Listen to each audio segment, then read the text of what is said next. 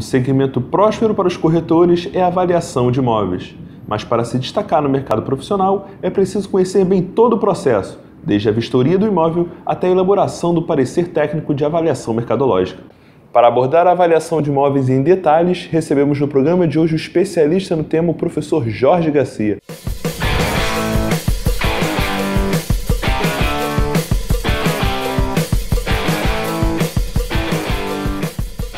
A avaliação de imóveis é um mercado que apresenta cada vez mais oportunidades para o corretor. Mas inicialmente explica para a gente quais são as atribuições de um avaliador imobiliário. As atribuições do corretor de imóveis na parte de avaliação, elas estão baseadas na lei que regulamenta a profissão de corretor imobiliário. No artigo 3º fala que o corretor de imóveis, ele, além de fazer a intermediação imobiliária no setor de compras, vendas, locações, ele também pode opinar sobre os valores de comercialização. Esta palavra opinar tem causado certas polêmicas entre duas grandiosas classes, a dos engenheiros e a dos corretores de imóveis. Inicialmente, os corretores desejavam aprovar a sua lei, colocando a palavra avaliar, avaliação de imóveis. Mas houve uma reação muito grande dos engenheiros e, através da intervenção do então ministro do Trabalho, Arnaldo Prieto, conseguimos a aprovação da lei com a palavra opinar. Na realidade, o corretor de imóveis, ele adquiriu o direito de avaliar e realmente ele possui qualidades para isso, capacidade para isso. Mas os engenheiros querem trazer para si a exclusividade da avaliação, o que não consta na sua lei 5.194 de 66, que regulamenta a profissão dos engenheiros. Os engenheiros têm sim exclusividades em emitir laudo de avaliações técnicos embasados na Associação Brasileira de Normas Técnicas, na série 14643-1, que são a questão de avaliação de bens em condições gerais, de conceitos e etc. Então, baseado nisso, os corretores queriam impedir, os engenheiros queriam impedir que os corretores pudessem avaliar imóveis e não conseguiram. Então, o que foi feito?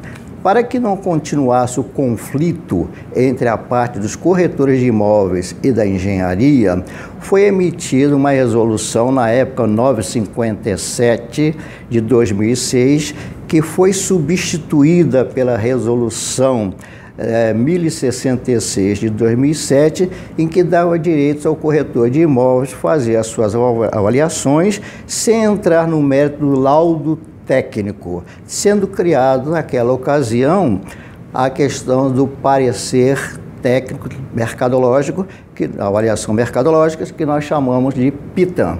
Assim ficou resolvido em parte essa questão do conflito. O corretor não emite técnico de avaliação imobiliária, mas emite um parecer técnico de avaliação mercadológica. E quais os caminhos que o corretor de imóveis deve percorrer para obter sucesso no segmento?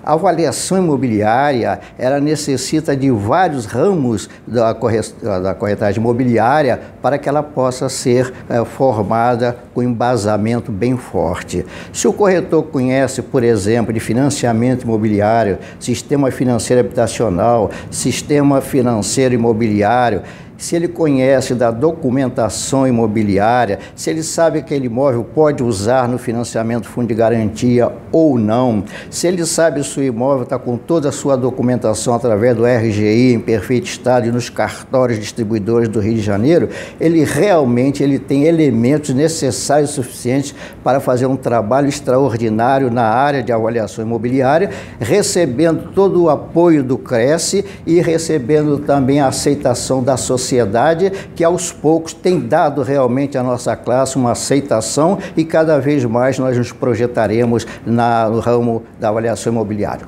Professor, quais são os métodos utilizados na hora de avaliar um imóvel? O que é levado em consideração na avaliação? Nós temos vários métodos. O método de mercado, comparativo de mercado, que é o mais usado pelo corretor de imóvel, o método direto de avaliação de dados de mercado. Temos um método involutivo, tendo o método da comparação de renda, temos um método evolutivo. Então, todos os métodos, de um modo geral, são usados para diversas avaliações que nós tivemos para fazer, cada uma dentro das suas características. Mas, na realidade, o que o corretor de imóveis usa, pratica no seu dia a dia, é a avaliação mercadológica de dados de mercados, e é esse tipo que nós estamos autorizados a fazer. Quando a avaliação depende mais de dados técnicos, passa a ser da alçada do engenheiro, porque realmente nós, corretores de imóveis, temos as nossas limitações dentro dos nossos conhecimentos. Imagine, Caio, se nós tivermos que fazer uma avaliação, por exemplo, de uma gleba ou de um sítio ou de uma fazenda, e nessa avaliação nós tivermos que determinar ali quais são as condições daquele solo, o que pode ser implantado ali, o que pode ser produzido ali naquele solo. Então, nesse setor, o corretor não tem condições de fazer essa avaliação, especificamente falando sobre o solo. Então, quando houver certas questões técnicas, realmente é um engenheiro profissional que deve fazer esse tipo de avaliação. O que o corretor pode fazer na realidade, se ele aceitar esse tipo de trabalho, é fazer uma parceria em que ele faz a avaliação da terra nua e as partes específicas, as partes técnicas, o engenheiro complementa. Então, essa união é muito importante entre as duas classes para que possamos atender a nossa sociedade com eficiência. Como o corretor de imóveis pode conciliar a difícil tarefa de avaliar tecnicamente o imóvel e o lado emocional do proprietário, que geralmente acha que seu imóvel vale mais do que o valor avaliado? Realmente é o que acontece muitas das vezes no mercado, Caio. O cidadão tem lá um imóvel que às vezes herdou lá do pai, da mãe, ou é um imóvel que ele tem um certo carinho por aquele imóvel. E ele, quando necessita de vender este imóvel, ele quer agregar valores esses que não são absorvidos pelo mercado. Então, compete ao profissional corretor de imóveis, com todo respeito àquele proprietário, informar que nós não podemos agregar esses valores emocionais ao imóvel, que a função do profissional imobiliário é avaliar realmente o imóvel dentro das condições do mercado, da oferta e da procura. Porque se nós formos levar em consideração a parte emocional, a parte emotiva, esse imóvel vai ficar com um preço acima do mercado e vamos ter um imóvel por longo tempo sem ter realizado a sua venda. Isso depõe enquanto corretor de imóveis. Então, o que o corretor de imóveis deve fazer? Convencer ao proprietário que realmente o seu trabalho vai ser feito baseado realmente nos valores de mercado e não no valor emocional. Caso esse corretor não consiga convencer esse proprietário, gentilmente ele se nega a fazer essa avaliação, porque ele não terá isso. O corretor de imóveis está habilitado para elaborar o parecer técnico de avaliação mercadológica. Mas o que deve constar nesse importante documento? O corretor, por ter um curso do TTI e por ter o seu registro no CRES, no seu órgão de classe, ele está habilitado para fazer o parecer técnico de avaliação mercadológica. O que ocorre? Alguém necessita de vender o imóvel.